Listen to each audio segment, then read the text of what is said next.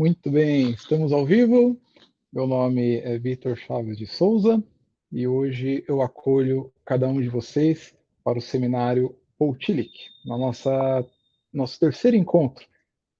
Estamos com o 26º Seminário em Diálogo com o Pensamento de Tillich, Princípio, Protestante, Kairos e Socialismo Religioso. Já tivemos um encontro com o professor Fábio Abreu e um segundo encontro com o professor Vitor Santos. Hoje nós recebemos o professor Christian Danz. Eu gostaria então de chamar o professor Christian Danz. Professor Danz, welcome. My name is Professor Vitor Souza and I am your host today. Professor Danz, on behalf of Tillich Brazilian Society, I thank you for being with us today, and mostly for sharing your knowledge with us on the topic of Desintegrated World, Tillich's interpretation of modernity in the 40s. Professor Danz, before handing you the word, I will present your curriculum in Portuguese to our audience, ok? Bom, pessoal, agora em português. Professor Danz é um teólogo alemão, radicado em Viena. Em 1999, atuou com teologia sistemática na Faculdade de Teologia da Universidade de Viena, onde realiza toda a sua formação.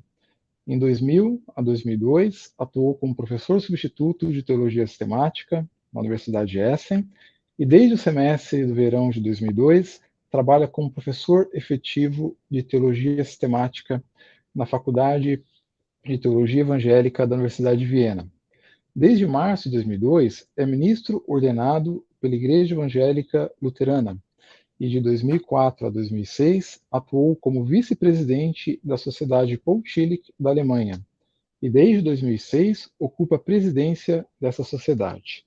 É membro desde 2009 da Comissão de Publicação das Obras Críticas Histórico-Filosóficas de Schelling, vinculada à Academia de Ciência da Baviera.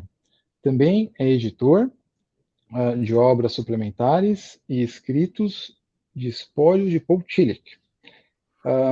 Autor prolífico, professor Danz conta com seu currículo com centenas de publicações, incluindo ao menos 12 densos livros de autoria exclusiva, mais de 150 livros como organizador e mais de 200 artigos científicos publicados em periódicos extremamente qualificados. Devo mencionar a referência dessa apresentação muito bem escrita do professor Fábio Abreu. Professor Danz, now I welcome you and I hand you the presentation. Thank you very much for your kindly introduction, and thank you first of all for the invitation to speak to you today. Don't worry, we are finished 4 o'clock when the game of the Brazilian national team against Croatia starts. So I begin.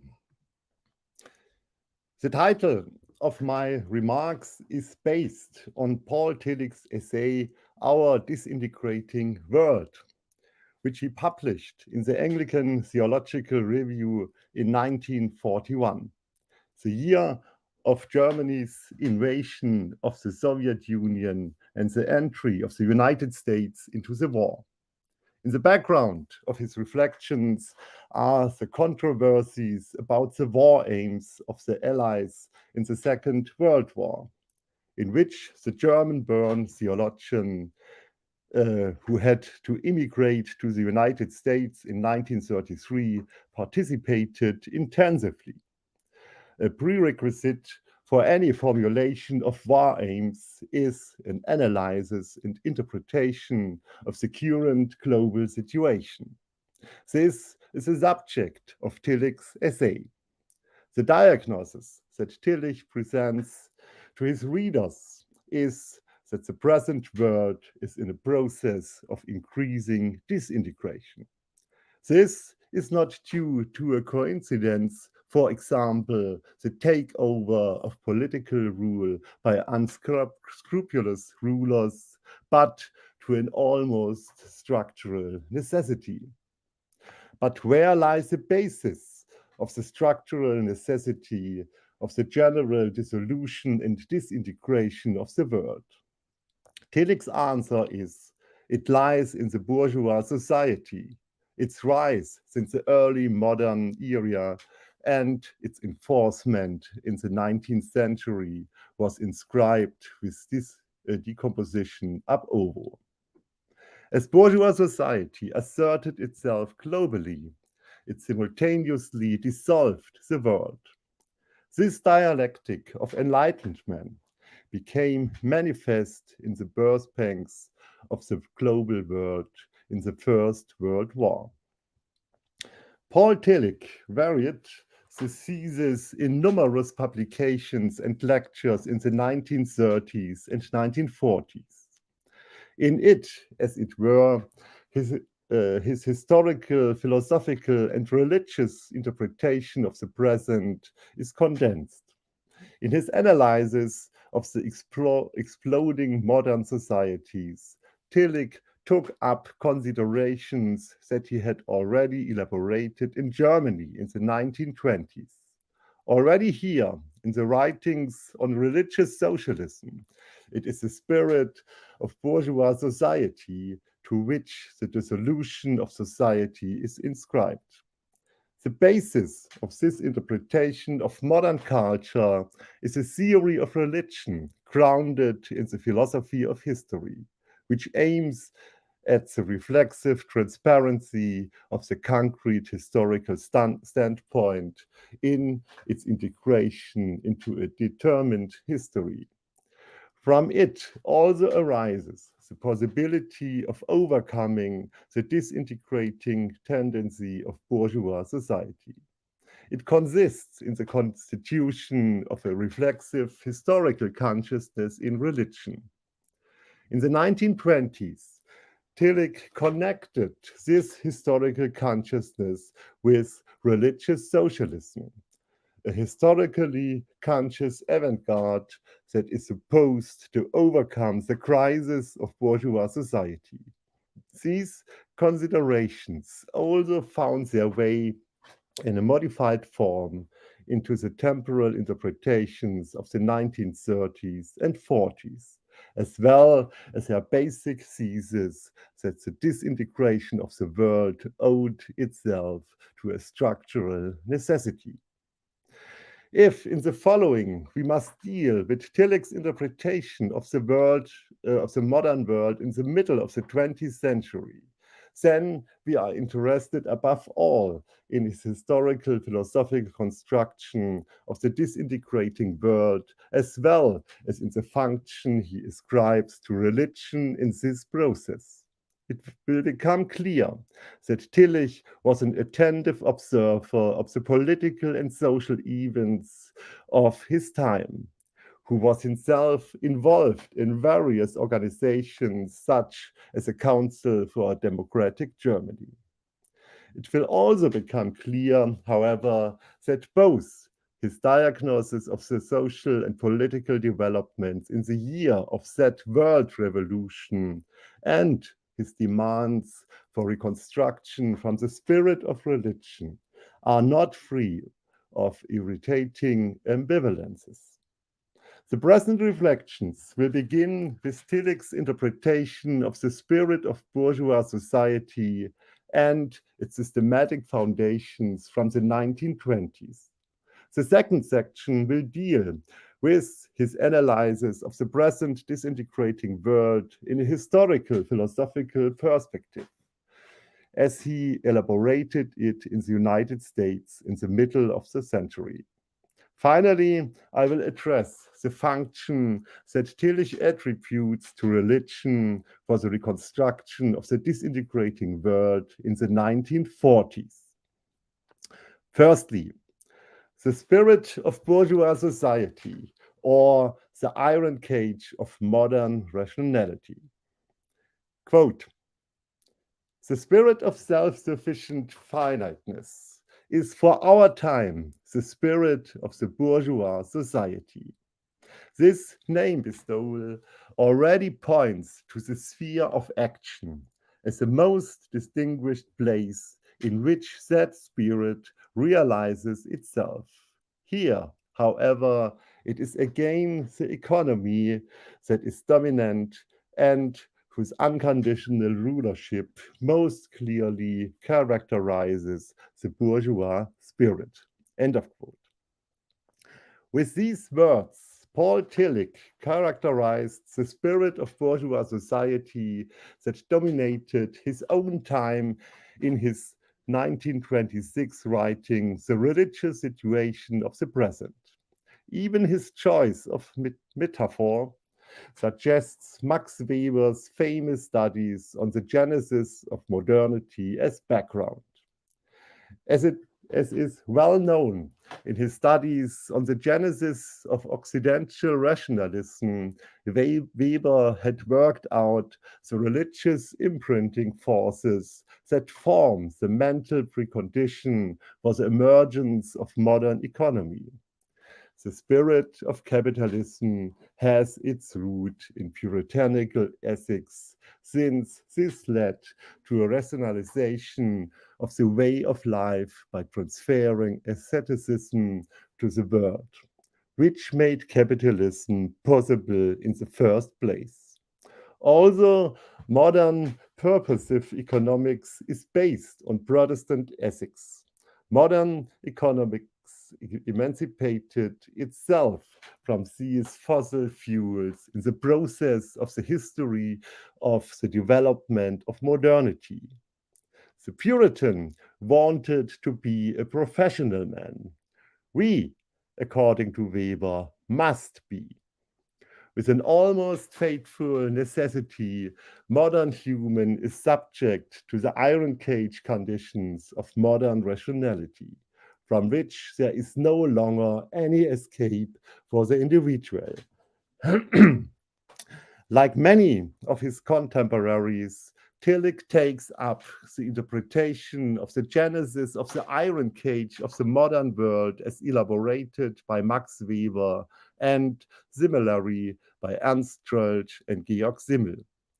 But he gives this spirit of capitalism an independent justification. It is only from this justification that this assertion of the structural necessity of the disintegration of the world, which is connected with the spirit of bourgeois society, arises. Tillich's grounding of culture owes itself to a continuation of neo-Kantian philosophies of religion in the form of a philosophy of history that understands religion as the constitutive place of a reflexive historical consciousness. We must keep this philosophy of religion in mind in its basic features, since it contains the systematic foundations of his theory of culture and society. Tillich shares the conviction of a strict transcendence of God and his enduring difference from the world with the new theologies that emerged after the First World War. The inclusion of the critic of religion in the foundation of theology is connected with this epistemological critical approach. Every thought of God, no matter how transcendent and real it is claimed to be, is a human product and can consequently be negated again. In contrast to such human thoughts of God, the true God is given in his revelation alone. Tillich elaborates this epistemological critical foundation of theology in connection with and in continuation of neo-Kantianism. As a general foundational instance of culture, consciousness is at the same time the basis of all reality, whereby the infinite reflexivity of consciousness determined by Tillich as unconditioned is the precondition of all theoretical and practical acts of consciousness. The unconditioned is thus a component of the general foundational structure of consciousness. What does this mean for religion and its placement in consciousness? Religion is not a component of the transcendental faculty structure of consciousness, but an underivable act of reflection within it, which, however, can be realized solely in the theoretical and practical functions of consciousness. Religion is consequently the apprehension of the general foundational structure of consciousness in the individual consciousness. This is the substance of Tillich's determination of religion as directness towards the unconditioned in the 1920s. What is meant by this is a reflexive transparency of consciousness, which is strictly bound to its performative act in the self-relation of consciousness. In terms of the theology of revelation, Tillich describes the emergence of religion in the individual human being as a breakthrough of the unconditioned into the conditioned. On the one hand, this means that the religious act cannot be produced. It arises underivedly in the self-relation of consciousness. On the other hand, the infinite reflexivity of consciousness, namely the unconditioned, is not an object or subject and thus, in principle, cannot be represented. The unconditioned is a ground and abyss of all concrete acts of consciousness. In the individual consciousness, the unconditioned, which already underlies every consciousness, is disclosed only as negation of the concrete forms posited by consciousness. Religion, that is the intention of the unconditioned, is for Tillich not a particular act, but a general one that is not determined in terms of content. A religious function is explicitly rejected by him in the interest of the generality of religion. However, this also dissolves religion as a particular form in culture. Religion exists in the reflexive transparency of consciousness and is thereby a kind of accompanying consciousness of the cultural process. What does this performance-bound version of religion now mean for Tillich's interpretation of modern culture as a spirit of bourgeois society? First, the unconditioned already underlies all consciousness and thus the entire culture. It is a precondition and basis of all theoretical and practical forms of culture in which it presents itself. Culture and its forms are thus expressions of the unconditioned. By referring to the concrete forms it posits, cultural consciousness implicitly always refer to the unconditioned as well.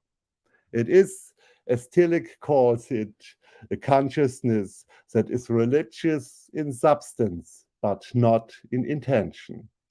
Thus, culture and its symbolic forms are based on the unconditioned.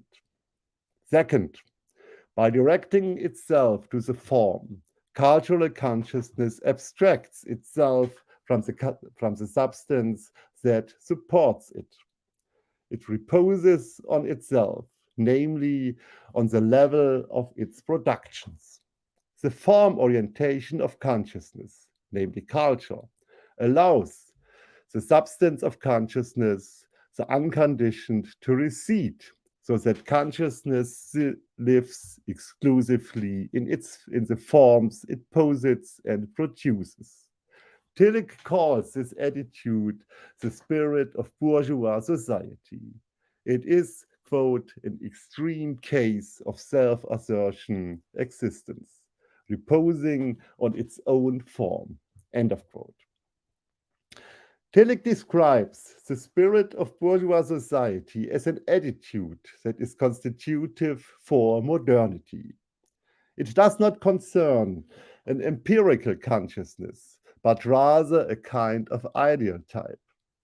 What is meant by this is a form of reflexive discloseness of the self-relation of consciousness in its relation to the individual and the concrete.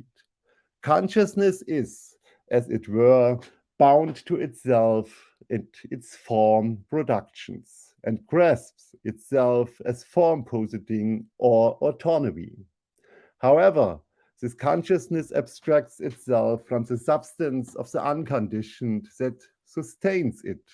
It becomes not only formal, but also empty. Modern culture not only loses its unity with the unconditioned, which modern cultural consciousness transforms, as it were, into an infinite form positing. Rather, modern cultural consciousness also transforms at the same time culture, social, and political reality into the iron cage of modern rationality. With the spirit of bourgeois society, Tillich reformulates, as we have made clear, Max Weber's interpretation of Occidental rationalism, the differentiation of modern society and culture.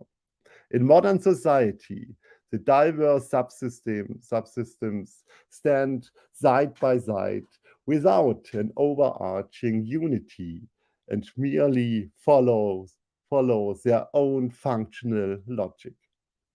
This spirit of bourgeois society erodes life by transforming the relation to both think and community into cold forms from which all errors has disappeared. Like a Latin veil, the spirit of capitalism lays itself over the entire reality, whose political form is the Weimar Republic. Already, the early analysis of modern society, which Tillich elaborated in his writings, The Religious Situation of the Present, has the function of showing an exodus from the iron cage of modern rationality. He connects this exodus with religious socialism. It is a social carrier of the overcoming of the spirit of the bourgeois society and designates an avant-garde that is history conscious. The basis of this socialism is religion, which owes itself to the breakthrough of the unconditioned in the conditioned and thus cannot be manufactured. Religion consists, as already mentioned, in reflexive discloseness of the consciousness, in the transition from cultural consciousness to the directedness towards the unconditioned. In it, consciousness grasps itself in its wholeness and unity, so that the cultural form it produces becomes media of the unconditioned that underlies them. Tillich associates with religion an integration of the fragmented modern society in a reflexive unity that lies below its antagonistic contrapositions. The social shape of realization of this religious unity consciousness is religious socialism, which is realized both in the criticism of the bourgeois society that reposes on itself and on a reflexive reshaping of a socialist society out of the spirit of religion. Having considered the foundations of the spirit of bourgeois society in terms of a theory of consciousness, religion, and culture, we must now turn to Tillich's construction of the philosophy of history in order to pursue the question of how the spirit came into being and why it dissolves society with an almost structural necessity. Secondly, the harmony principle, or have the last hundredweight of fossil fuel already burned up? In April 1933, the religious socialist Tillich became the first non-Jewish university professor to be suspended by the National Socialists from his professorship for philosophy and sociology in Frankfurt. In October of the same year, he immigrated to the United States and accepted a visiting professorship at Union Theological Seminary in New York. With this change, the perspective in his cultural and social philosophical texts also changes. It becomes more global, as his works from the 1930s and 40s show. But not only that. Religious socialism, which in his German period represented the social realization shape of religious historical consciousness, recedes and no longer functions as that historical conscious avant-garde from which a reintegration of the disintegrating society emanates. In the United States, however, Tillich has retained his earlier conviction that the decay and disintegration of the world are a structurally necessary consequence of the spirit of the bourgeois society.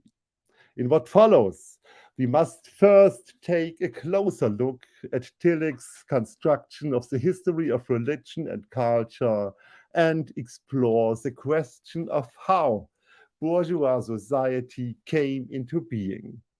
Then we must reconstruct his thesis, namely that this spirit leads with structural necessity to a disintegration of the global world in a somewhat more detailed manner. In his construction of the course of history, Tillich establishes a parallel between the history of religion and the history of culture.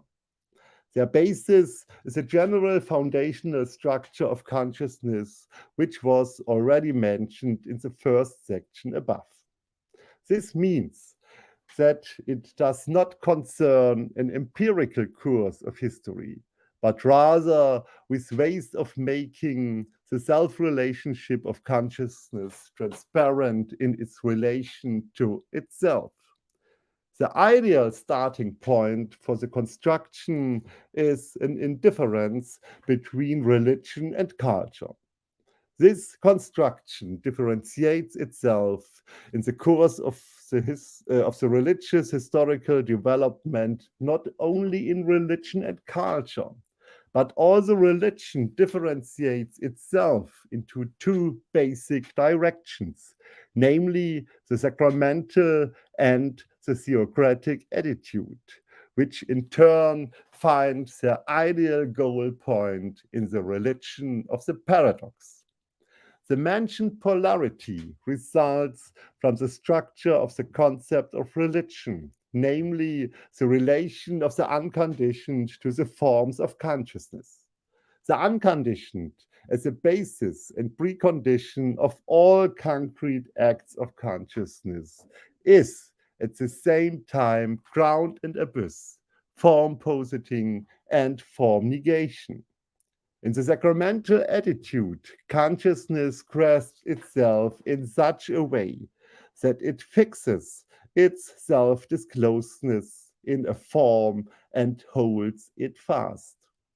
It is different in the theocratic attitude. This is characterized by such a self-disclosedness of consciousness in which this attitude is represented in consciousness as negation of form. On the level of cultural development, pantheism and critical rationalism correspond to the two types of religious historical construction mentioned. The former is the cultural counterpart of the sacramental and the latter of the theocratic attitude. However, as we have seen above, religion and culture differ. While in religion, the unconditioned is disclosed as the basis and precondition of consciousness in the individual consciousness. And this disclosedness is symbolized in images. The unconditioned merely underlies culture. Thus, culture lacks the critical negativity of the unconditioned over against any form positing. What is important for our question about the genesis of the autonomous culture of the bourgeoisie is now that it presupposes the theocratic critic and thus the critic of a present sacred. The theocratic critic already dissolves the sacramental presence of the divine and transforms it into a demand for form. Tillich thinks here of the Old Testament prophets and the Reformation, but also of Kantianism. Similar to Max Weber and Ernst Rölsch, the autonomous culture of modernity, that is, the spirit of bourgeois society, is, according to Tillich, based on religious roots. But its emergence presupposes the waning of the religious formative forces as well as a break with the religious integration of society. In the Enlightenment, reason or the idea of harmony takes the place of religion. This is a prerequisite and foundation of the bourgeois society, and it functions as its principle of integration, linking not only subject and object, but also domination and power. Thus, while on the one hand, the principle of harmony lives on a past religious culture of unity, of which it is a rational echo, on the other hand, it is itself a form positing of consciousness. It is not based, like religion, on the breakthrough of the unconditioned through the forms of consciousness, but rather on a form positing of autonomous consciousness. Tillich's thesis of the necessary disintegration of bourgeois society results from this reformulation of the fossil fuels of modern rationality in the form of the principle of harmony as a basis and precondition of the spirit of bourgeois society. First, the rise and enforcement of the bourgeois society lead to the dissolution of the principle of harmony as an integrating principle of society in the transition from the 19th to the 20th century. Since the essence of the bourgeois spirit consists in the critical rationality of the positing of form and the demand for form in the course of the history of the development of autonomous society, it becomes increasingly clear that the principle of harmony is itself a positing of modern consciousness and, like any other positing, can also be taken back again. However, by dissolving the unity principle of society, the opposites of modern society enter with inner necessity into antagonistic contraposition. Tillich reconstructs what can only be mentioned here, this dissolution of the principle of harmony, in his texts from the 1940s in the economic, political, social, cultural, individual, and religious dimensions of modern society. Second, with the emergence of the contraposition of society caused by the dissolution of the principle of harmony, the problem of their necessary reintegration arises. But every principle which is supposed to reintegrate the disintegrating society can be produced on the level of culture itself only as a form positing. It thus itself participates in the universal disintegration of society, so that every reintegration only advances and accelerates the dissolution and disintegration of the world. Third, against this background, Tillich interprets the emergence and successful implementation of National Socialism and Fascism as a structurally necessary consequence of the spirit of bourgeois society. Both National Socialism and Fascism promises and perform highly effectively a reintegration of the disintegrating and increasingly fragmenting bourgeois society. They replaced the liberal market model of economics with nation-state planning. The balance of powers with the unity enforced in Europe by military conquest offer new security to people who are insecure in their autonomy and created an ideology that reintegrates society as a whole.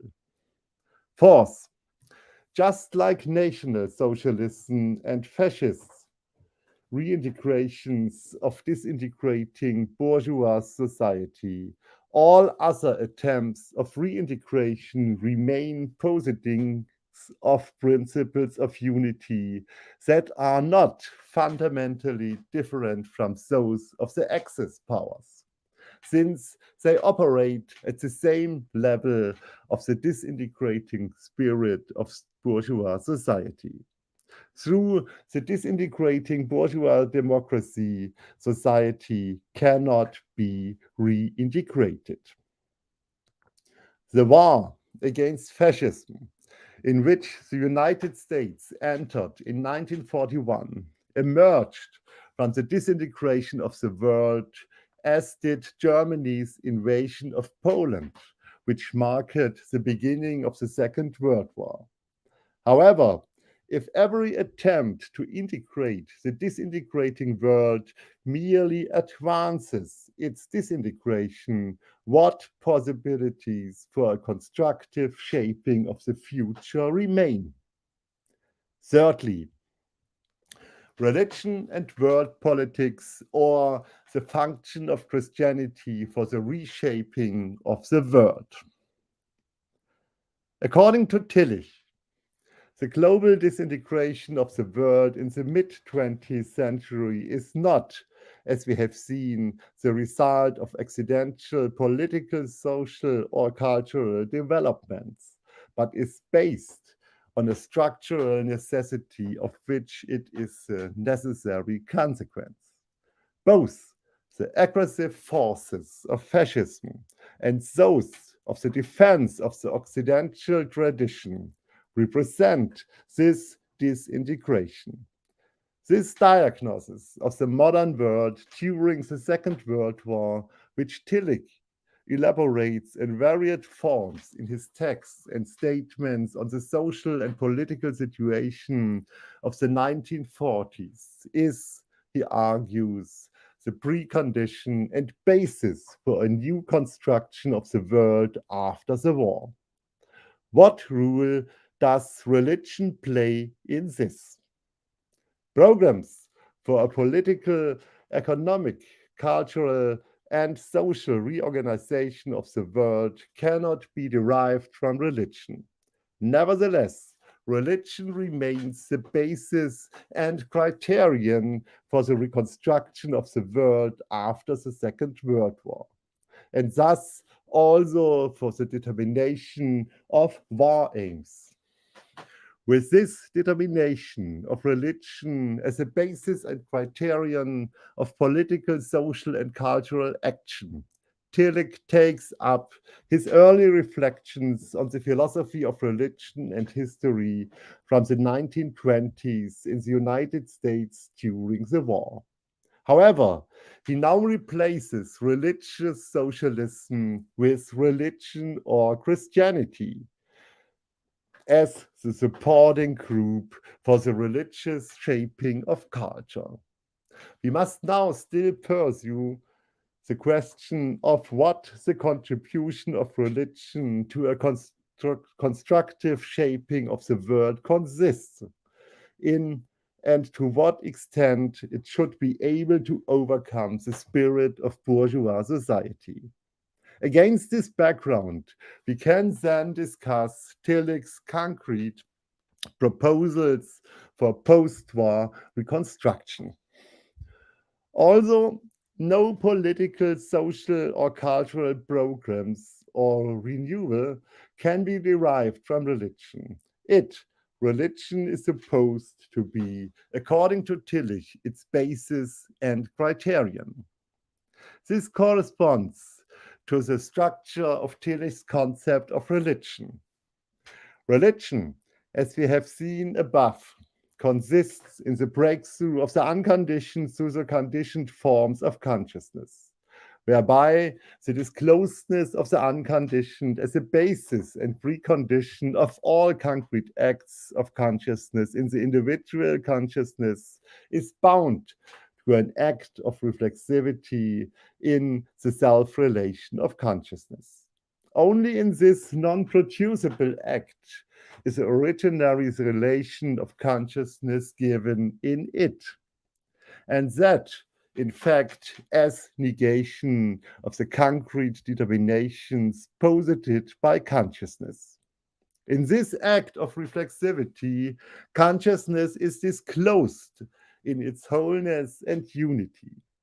However, consciousness can only represent this disclosedness in self-created images, which by its turn misses this very disclosedness. As necessary as the images are to describe the transparency of consciousness, they are at the same time failures vis-a-vis the indeterminacy of the unconditioned and must therefore be negated again. For Tillich, this reflexive knowledge is the actual religion of breakthrough. Religious consciousness is related to its contents in such a way that it knows them as representations of the non-representable unity and wholeness. Thus, religion denotes a reflexive consciousness of unity that has become transparent to itself, which is the foundation and basis of all cultural acts of consciousness. But religious consciousness is not only the basis of all political, social, and cultural action. It is at the same time also the true critic of this action. For religion is a consciousness disclosed in its own reflexivity. It is the knowledge of a unity that still lies below the fragmented modern culture, a unity, however, which although it cannot be represented, must be represented. This means that every idea of unity and completion of culture must be negated again, since it is always a positing of consciousness that remains particular. Religion is consequently a reflexive shaping consciousness which negates again all its positings, since all historical realizations remain ambivalent. However, since religion is not a particular form in culture, but a cultural consciousness that has become reflexive, it can realize itself solely in the theoretical and practical functions of consciousness, that is, as a reflexive shaping of the world. Religion, precisely because it is itself indeterminate and thus general, universalizes, as it were, the cultural, social, and political goals of action by placing every particular positing under the critique of the unconditioned. As a basis and critique of the political, social, and cultural shaping of the world, the Christian religion is first of all critic of itself and its historical realization. In bourgeois society, religion has become a means of decay and disintegration. The main reason for this lies in the fact that in the history of the development of modernity, Christianity has become a component of culture alongside other cultural forms, since it has fixed the forms in which it presents itself and in this way has withdrawn them from the critical negation. However, actual religion is not, according to Tillich, a cultural form alongside other cultural forms, but rather the reflexive transparency of cultural consciousness. Consequently, religion can exist in culture only as an indication that it is not itself a particular form of culture. This is the substance of the Protestant principle, which again subjects every special religious form, which is inevitable for the representation of religion, to the criticism from the unconditioned. Only in this reflexive way is religion general. Religion, however, is not only criticism, but also shaping. What perspective for action arises for Tillich from the reshaping of the world after the Second World War on the basis of religious consciousness? Since no concrete programs of action can be derived from religion itself, it can only be a matter of a reflexive consciousness of action in which religion functions as both basis and critique. This means that religion comes into play as a kind of reflexive universalization of the always particular goals of action. A reflexive unity and wholeness of humanity and the world come into focus in the political, social, and cultural reshaping of the world from the spirit of religion.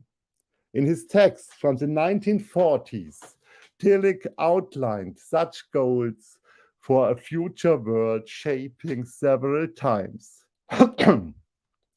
Thus, in his article War Aims, published in 1942, he mentioned two goals in particular, which he then took up and varied again and again in other texts. In this regard, he states, quote, "The first principle of peace is derived from the demand to create a larger, supranational entity that is more world and therefore more human than any single sovereign state. But the second is equally important. The transformation of the society that has produced the present catastrophe into a society in which at least a catastrophe of the same kind is no longer possible." End of quote. Tillich advocated the dissolution of the sovereign nation state and the creation of a European confederation on the one hand, and a cum grano salis socialist planned economy on the other. As in the 1920s, so 20 years later, he is still concerned with the overcoming of the bourgeois spirit and, in tendency, also liberal democracy. For both are the cause of the disintegration of the world, which can only be overcome by building a society that overcomes bourgeois society and the spirit of capitalism.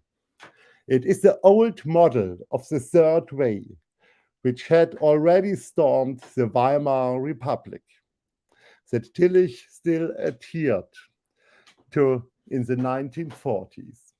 Also, in contrast to his German period, he had found a more positive relationship to liberal democracy in the United States. He could not completely overcome his reserves towards democracy. This is evident not only in his visions of unity, which were born out of the spirit of religion, and which tend to still be based on the political romanticism that he himself had fought against in the 1930s. Thank you for your attention.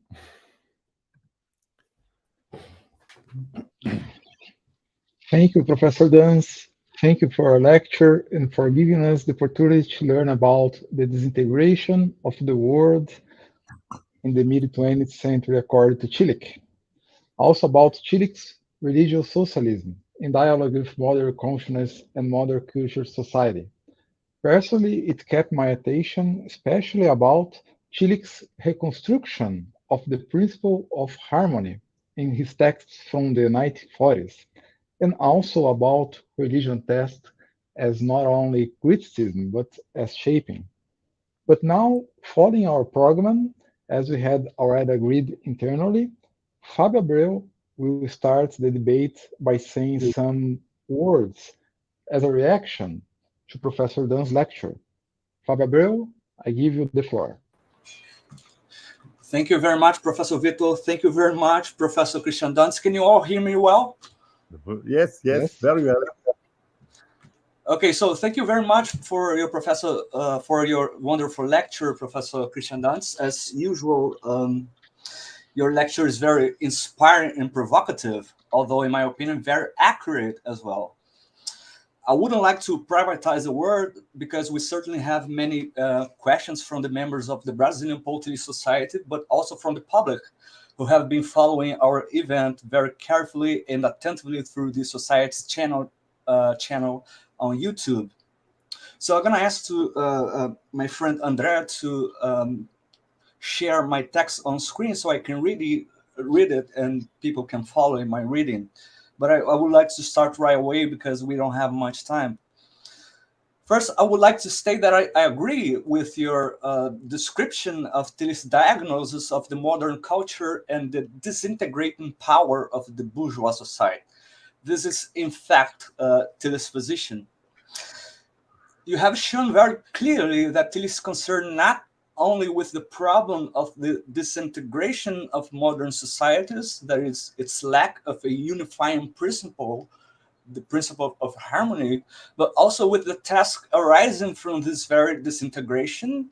There is the task of offering a new integration for the increasingly disintegrated society. And that's where, according to your judgment, the ambivalence of Tillich's diagnosis is.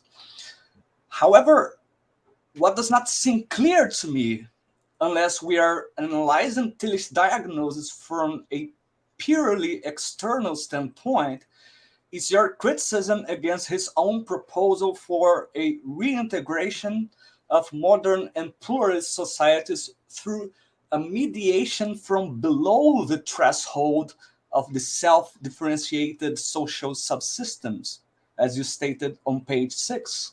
There is a mediation from the unconditioned, or in other words, religious mediation.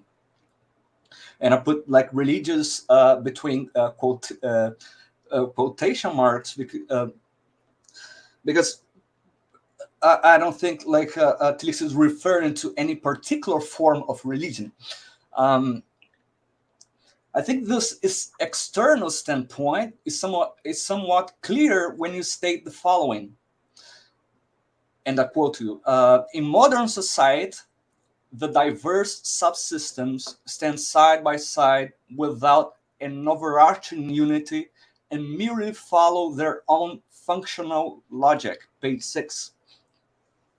I do not think that you are describing here the positions of Weber, Tillich, and Zimmer, with whom Tillich remained in constant dialogue, but rather you give the impression to be following the position of Niklas Luhmann.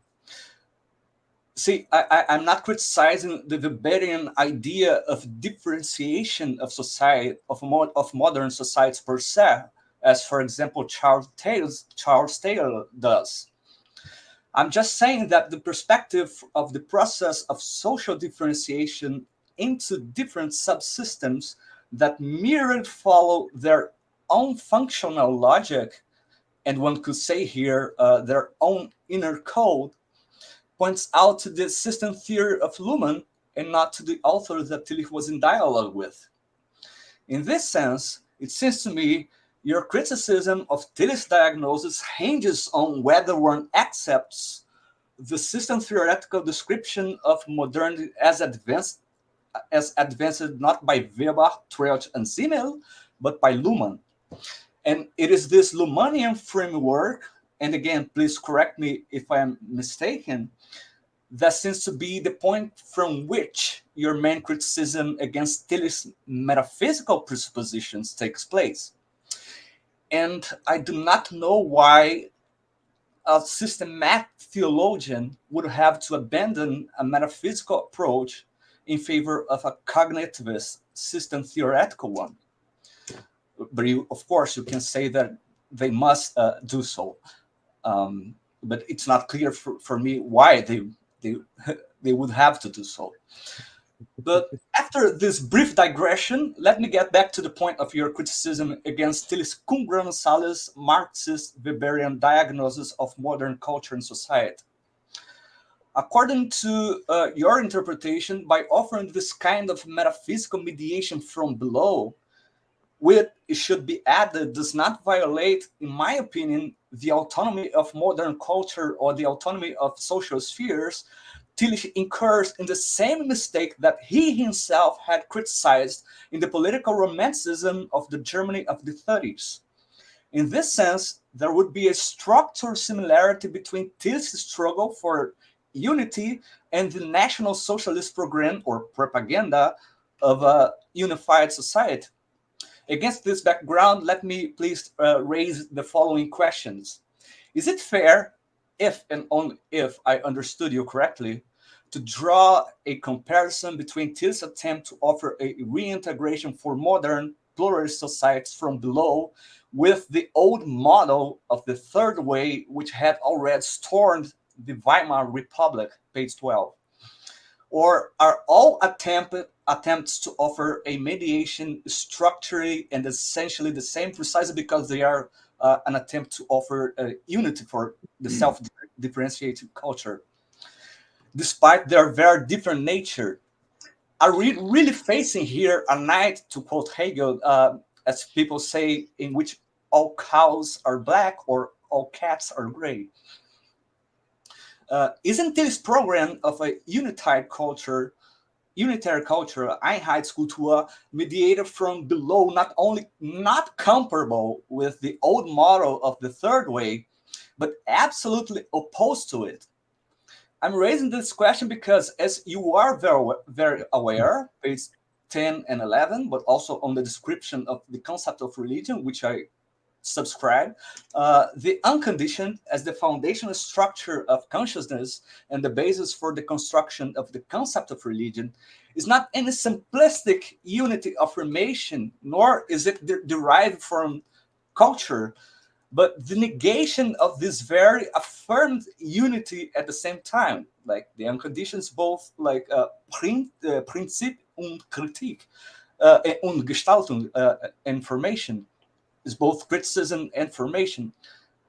If this understanding is correct, then this model of unity cannot be compared to the National Socialist ideology, as I think you propose in your text.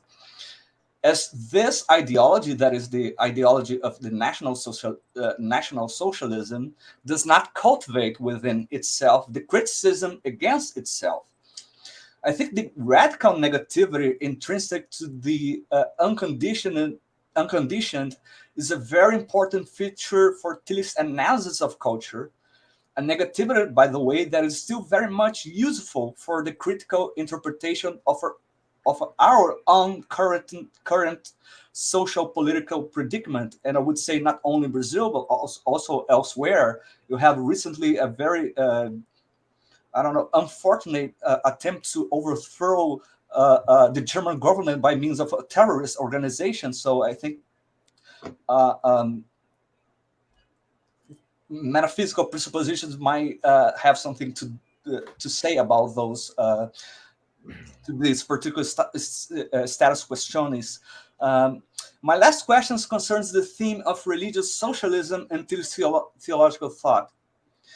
You stated on page 6 of your lecture, religious socialism, which in his German period represented the social realization shape of religious historical consciousness, recedes and no longer functions as that historically conscious avant-garde from which a reintegration of the disintegrating society emanates.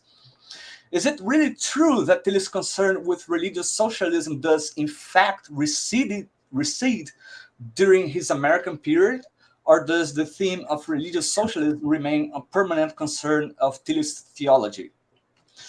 Once again, thank you very much, Professor Danz, for your wonderful and provocative lecture. And please feel free to answer only the questions you deem appropriate and related to the content of the lecture you just gave. Once again, thank you very much. Thank you, Fabio, for your critical comments. And I start with your first question.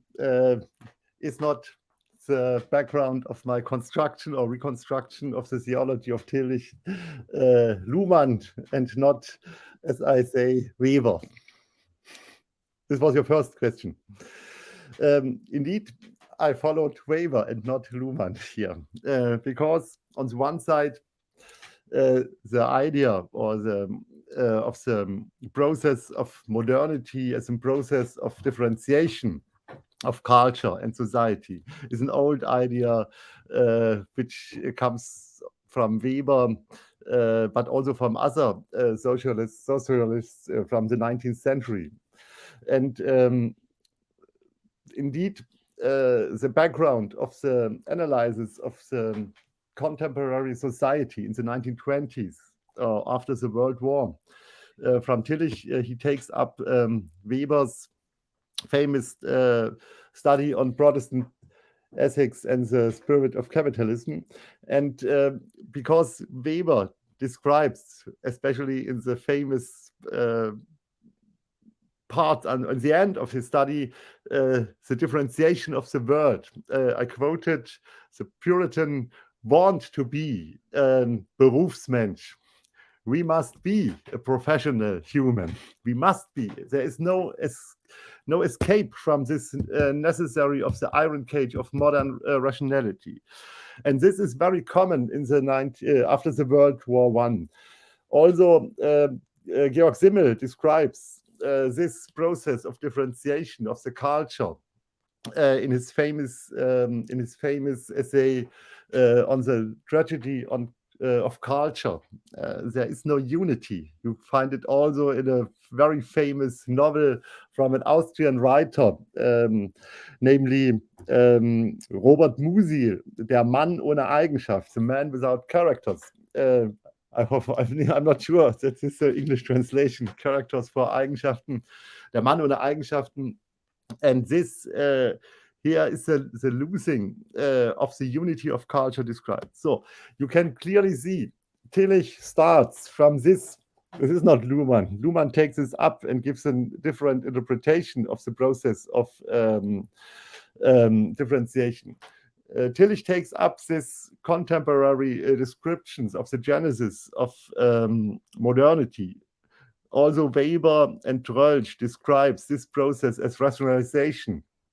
And Tillich goes out, like his contemporaries, for example, Barth, Gogarten, Bultmann, and others, that religion is an own sphere in culture. Yeah? This means he go out from the differentiation of culture. But what Tillich does is to construct religion as a unity, of a new unity of the culture below the antagonistic parts of culture. And this is a theological construction. He uses for this his construction of religion on the background of the in the context of the neo-Kantian debates. I explained this with respect to his theory of consciousness. In the consciousness, it's always a God, world, religion is always present. Yeah? And religion is the awareness or discloseness, the individual discloseness of this structure. And this unity and wholeness is only present in religion. And theology describes this. This means only theology or only the theologian who construct this unity beyond or behind the differentiated culture knows this. Nobody other knows this. So this is not, also insofern first not Luhmann, it is Tillich's adoption, but you find it very by many thinkers in the 1920s, Georg Lukács, Adorno, many others. There is a famous book, or a book from a German philosopher, The Exodus from the Iron Cage, or the philosophical extremismus in the 1920s. This is first. The second part was larger. One part was, your father question was the interpretation of the third way, which, also der deutsche Sonderweg, with other words, der deutsche Sonderweg. Tillich clearly takes up such a position. It is very difficult, the political and economical development in the 1920s is very dramatically. And Tillich was, if you want, on the left side, but he criticizes the liberal democracy with the same arguments like his friend Emanuel Hirsch from the right side. The critic on the democracy came from both sides. Tillich was not a friend of democracy. He rejected democracy. And the Weimar Republic is nothing other as an expression of the spirit of capitalism. He says this explicitly in his book, The Religious Situation from 1930. Against this background, it is understandable. You must have in mind also left-wing thinkers and also right-wing thinkers in the debates in Weimar rejected the political form of democracy. And against this background, it becomes clear, as Tillich must go from his, or lose his professorship in 1933. His friend Emanuel Hirsch wrote a letter to Tillich. In this letter, Hirsch says, "This is a mistake that you must go, that you lose your professorship because you are on the way to us." Also, the National Socialism is a socialism, and the book from Tillich, The Socialist Decision, written in 1932. In this book, Tillich tries to give a mediation between the left wing of the National Socialism and the right wing of the Social Democratic Party, the so-called Hofgeismarer Kreis. And he tries to connect his religious socialism with the left wings, but this was after the so-called Röhm Putsch was over.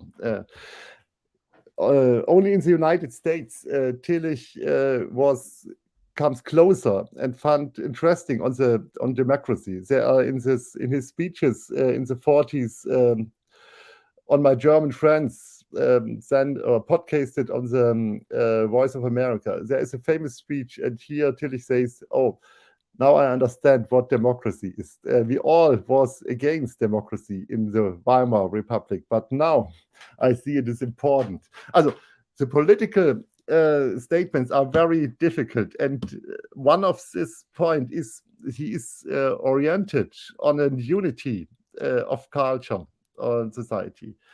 Good. Your last question.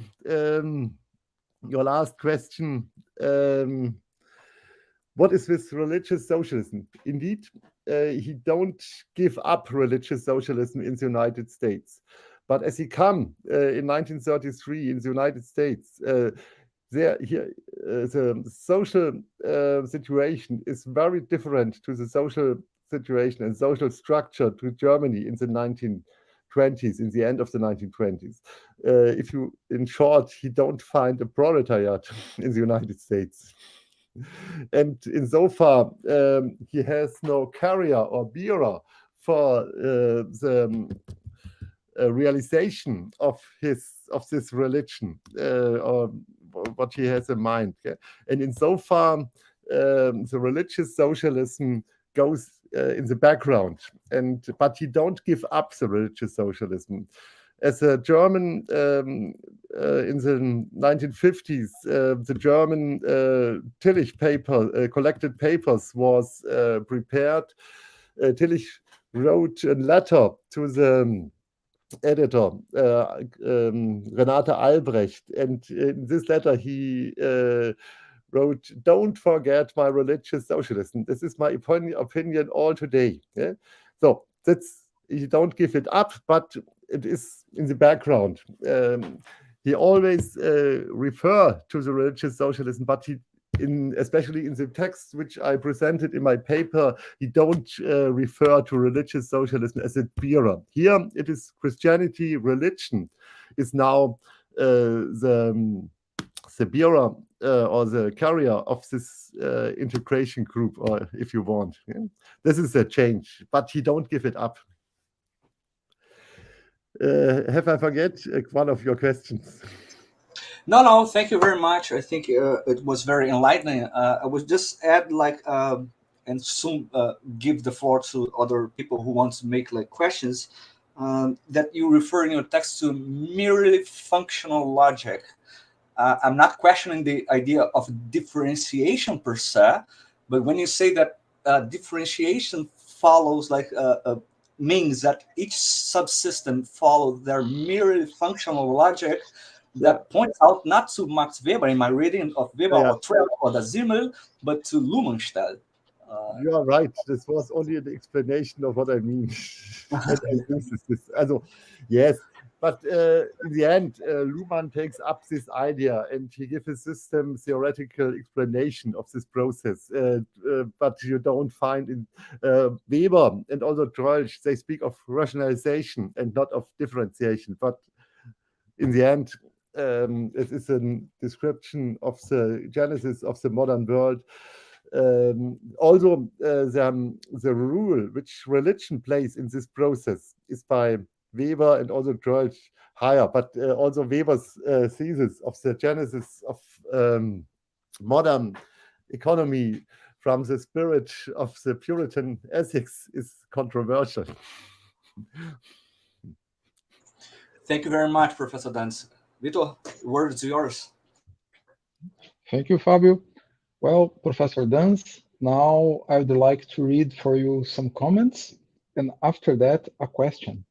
We have here Victor Santos. He's saying, thank you very much, Professor Danz. Professor Etienne Higuet, thank you very much for your excellent lecture, Professor Danz. And also Michael Hack. I don't know if I pronounced it correctly, the last name. Hackle. Sorry? Hackle. In German, Hackler. Hackle. Hackler, thank you. He's saying, thank you very much for a great talk and the concise comment. Glad to participate in the conference. Now, Professor Danz, we have a question sent by Christopher Arnold. I quote, I am informed about Tillich's theological and philosophical education, his German teachers, and, of course, idealistic background.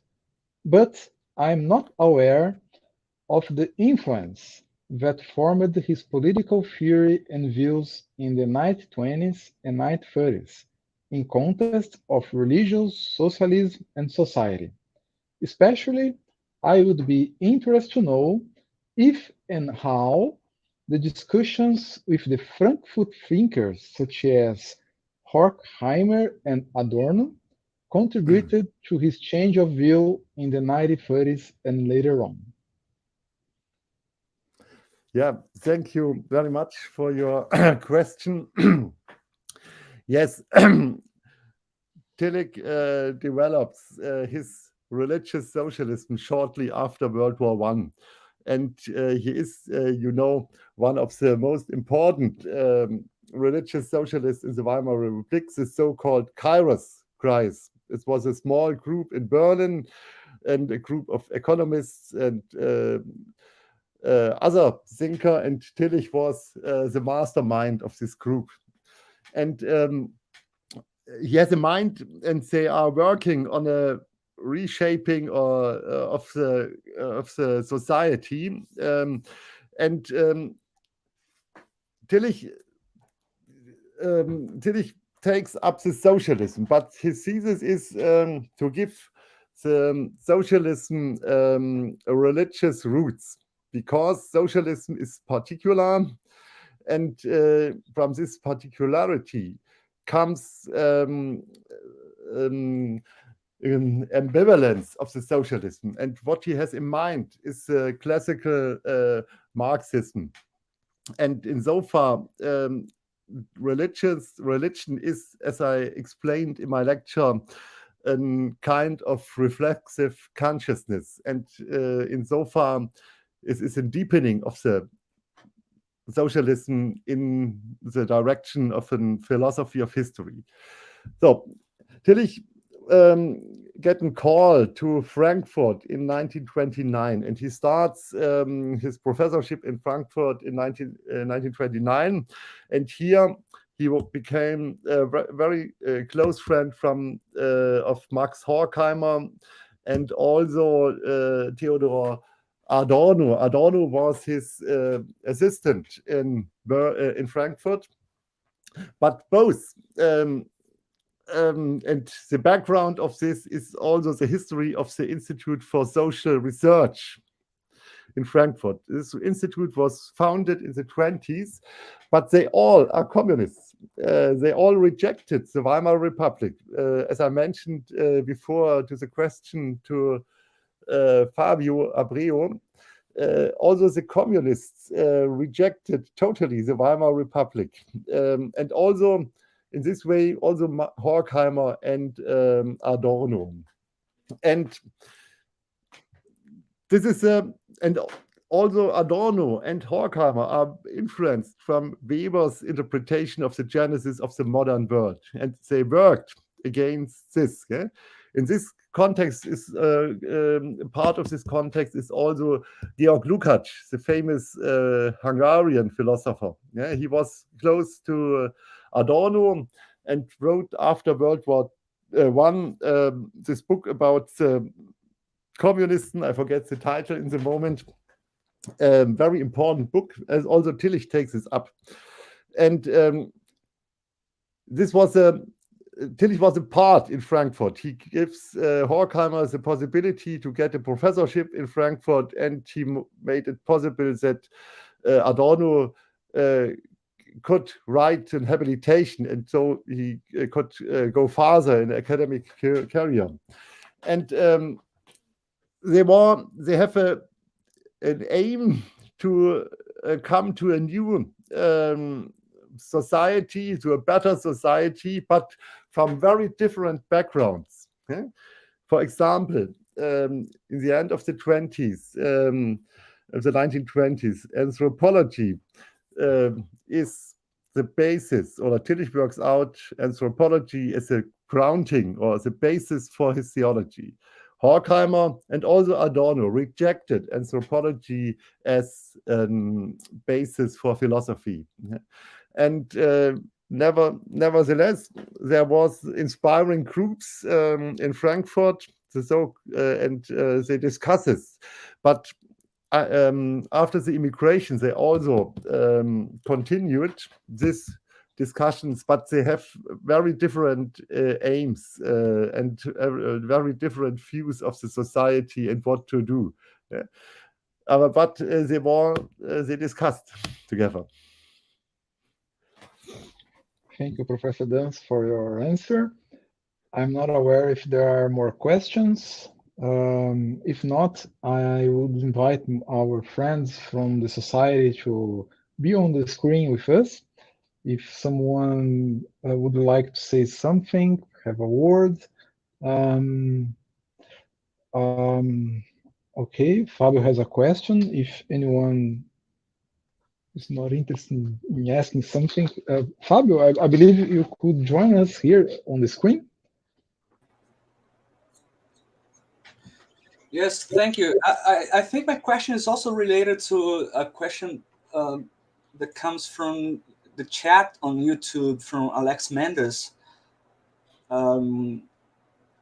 He's asking if you could explain better the criticism against proposals of a mediation from below the threshold of the subsystems by means of in pluralist societies. Like the question is about like the problem of a new unity, and I would like to precisely ask this question: why would like a systematic theologian give up like on such important metaphysical presuppositions for the creation of a new unity for the fragmented society from below the differentiation of culture?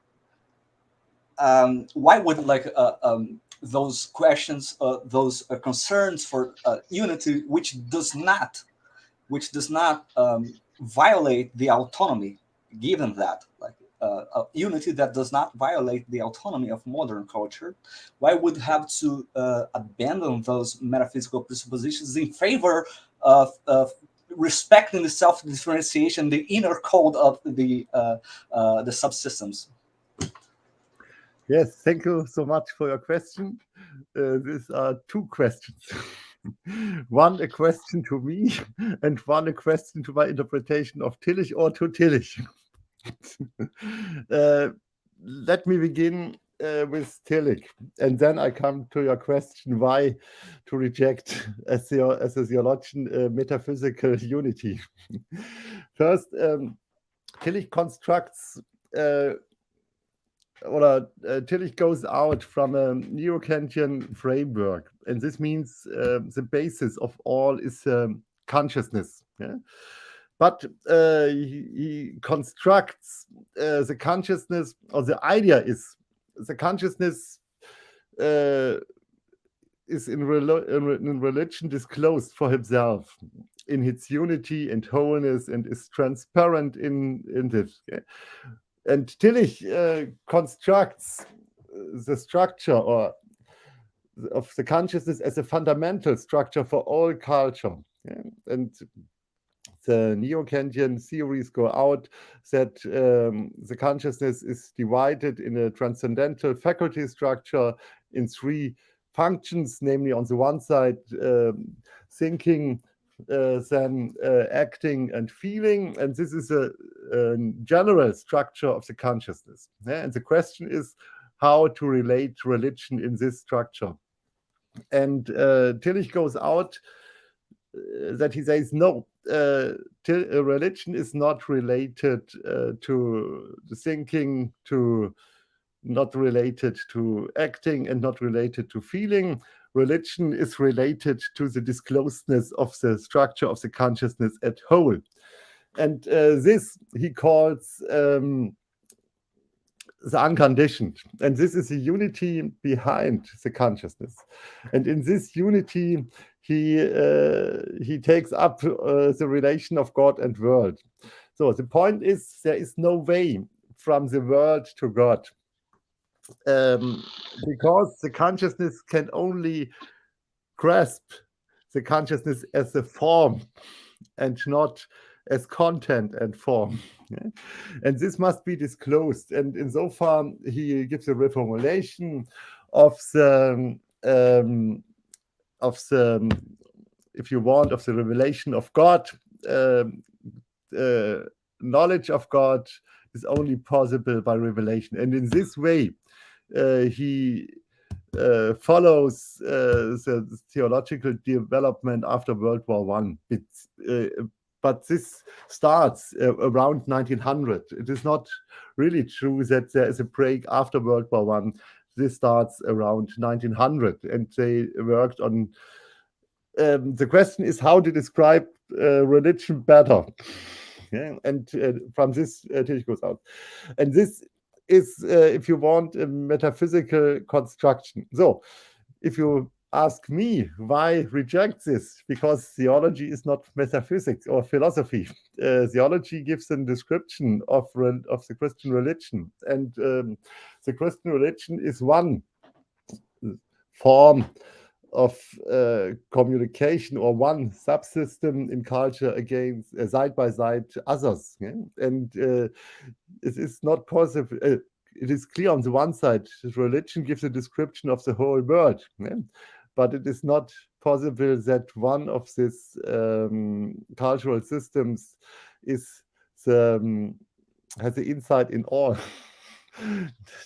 This is not possible. Insofar, I would say such a construction of unity is not helpful in contemporary times, because it is always a construction of the theologian. Yeah? Only the theologian sees behind the other systems lies God or whatever.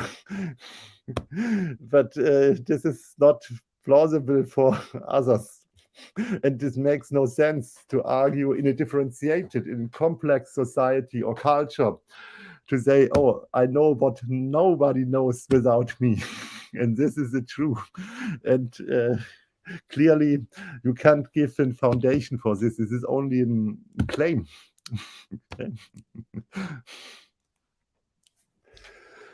Thank you very much, Professor Danz. Well, Professor Danz, we have another question from Professor Eduardo Gross. I read it for you. From one side, Tillich evaluates formality. From another, substance and breakthrough. The aim of unity seems to favor substance, while modern democracy needs formality. It needs formal institutions and procedures, the formality of law, the independence of tribunals. So, is Tillich political thought still is Tillich's political thought still valuable as a critic, but not as a positive contribution, in spite of the fact that he is honored at the Pauluskirche in Frankfurt? I'm not really sure that I have understand. Can I read the question? Where? The question Here. in the private chat. I get it. I get it.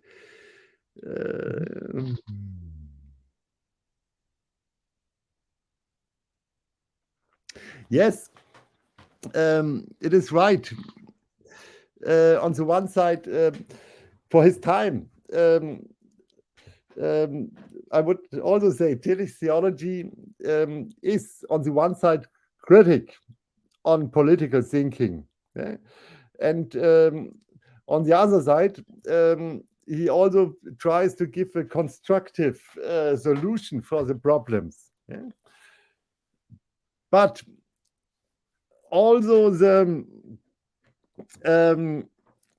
Tillich's critic and also the solution, I think, is ambivalent. Yeah? And if you try to reconstruct the theology of Tillich, you must also be aware of the ambivalence of this thinking, because in the end, it is very critical to modern democracies. Yeah?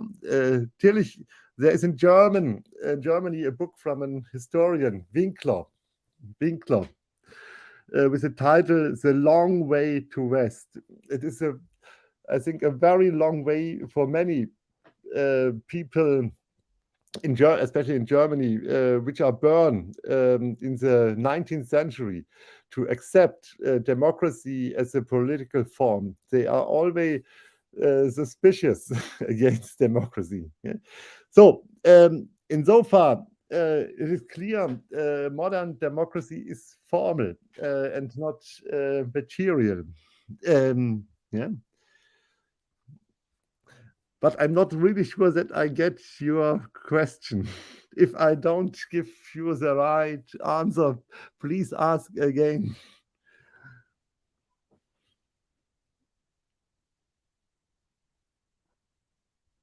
No. I think the question of Professor Gross is like also by using Tillich as a critical, Tillich's political thinking as a critical tool for the criticism of society, but not as a positive contribution. Yeah, it's right. But on the one side, it is so you can find this at best in his writings on Protestantism in the 20s. For example, Protestantism as critic and formation, Kritik und Gestaltung.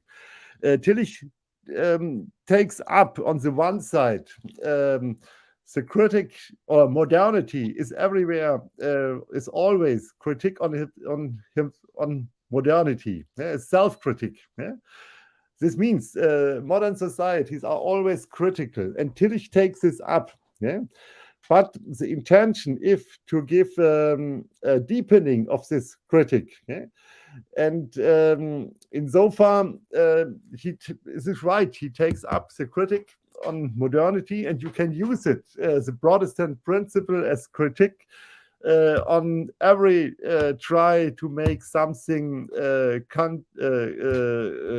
conditioned, unconditioned. Yeah, this is, I think, important for Tillich's thinking, and it is possible to take this up as a tool, yeah? As a critic on the conditioned. Yeah?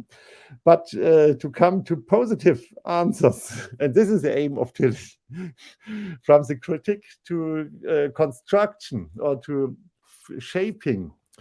And in this way, he is a child of his time. I think in the contemporary times of the 20th century, we must find own solutions. Yeah? I mentioned this, I think this is in the last part, and also Fabio asked, it is clear on the one side, he wrote from this critic, deepen critic of modernity on the one side for a European Union. Yeah? This is on the one side, we have this now. Yeah? No national state, we need a European Union. But on the other side, this must be a socialist planned economy. And this is in sometimes ambivalent. You can always say, okay, we need socialism and planning, but this the question is how functions this in the world. Yeah, this is an imagination of a better society, and it is difficult. And also the strong thesis, there is a necessariness, fascism is a necessary consequence of the spirit of bourgeoisie, is very difficult. And all this, the construction of a necessary process, I would say this is very, very, very strange. It is not evidential that what happens in the history. It is all what happens has necessary foundations.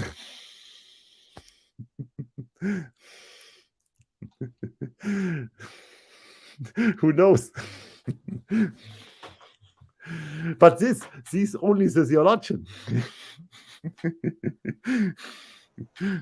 Yeah, but on the other hand, every science has this self certainty that only the scientists know what is really happening. I think in theology is no different. Of course, I'm not using the word science for theology in any yeah, it's right. But a sense, but like, well, theologian knows things that many people don't know. But well, it's also a self-certainty of the theologian. I don't know. Naja, natural sciences works out models for explaining. That's the function. Models for explaining the world. And that we have to do with models is clear. What does theology? I would say theology describes the Christian religion, and not the world. Yeah, that's true. Not the world. I have another question, like regarding your claim that Tillich only got to know what democracy meant when he went to the United States, and then I would have a problem with that, because like I would question what kind of democracy are we talking about, like in the United States of 1960s, but not only that, because like that's the high point of the civil rights movement, where the black people were not part of society. So when Gerd Dorian, for instance, like from the United States, like criticizes Tillich that he's like very aristocratic in his distance from the civil rights movements and liberation theologies, whatever, he's actually not contributing to the democratization of society. So I would question what kind of democracy Tillich is facing the United States, and how, to make it short, I would rather be a very middle class or poor citizen in the reconstruction of the European countries than to be a black citizen or almost citizen in the United States of the 60s. Yes. Also clear. Tillich, as he came in the United States, he accepted democracy. And in this famous speech about the voice of America, he says, democracy is good. This means he changed his understanding of democracy. And it is clear, Tillich was not a national socialist. He was against this. Okay? But this against is always ambivalent. Okay? And but people are always ambivalent. That's the problem. And he find a better understanding of democracy, and he accepted democracy. But there remain reserves against democracy. One of the many arguments is democracy is mass democracy, and one point is that the individual plays or is in danger to be manipulated by the majority and so on. Also he has questions. He is, I think, a child of his time, and it is not possible, I think, to give up a moral judgment or something about Tillich, because everyone is child of his time. And in this time, all this question arises. And he comes from Germany, a very homogeneous state. Yeah? Comes in the United States and is confronted with a very different society, very different relations between religion and politics. It's very different to Germany. We have until 1918, was in Germany a state church. The king was the chief of the church. and so on. This is very different to the United States. And I think he has always his white supreme attitude, and I think he never comes over this. Yeah? And this, I think, is a point which you mentioned in the book from Gary Dorian. On the other side, many black theologians, also Martin Luther, they refer to Tillich and take this up for working out. Okay? But you can not say Tillich is a liberation theologian or something. Eh? This is out of his horizon. Maybe if he were born in the 20th century, he has a very different development, like this. But in this way, he is a part of the main community. Yeah, this is the point. Well, thank you very much, Professor Danz. Thank you. Okay, thank you for our discussion. Because of the time, I believe we are coming to the end 10 minutes. of our meeting. And I just would like to know if there is someone who would like to be on the screen, say some words to Professor Danz. If not, so I believe no. So I'd like to thank you, Professor Danz. Thank you very much for your time, for your lecture. At least one word in German I know, Dankeschön. Thank you so much. Unfortunately, I cannot say it of Portuguese. Thank you for the invitation, and thank you for the attention and for the discussion. It was a pleasure for me to take part on your conference, and I hope we see us again. It was very nice. And now I think the soccer game starts in 10 minutes. Brazil against Croatia. All the best for the Brazil soccer team. Thank you, Professor Danz. We need that. No, I think you need this. Not. I think the things are very clear.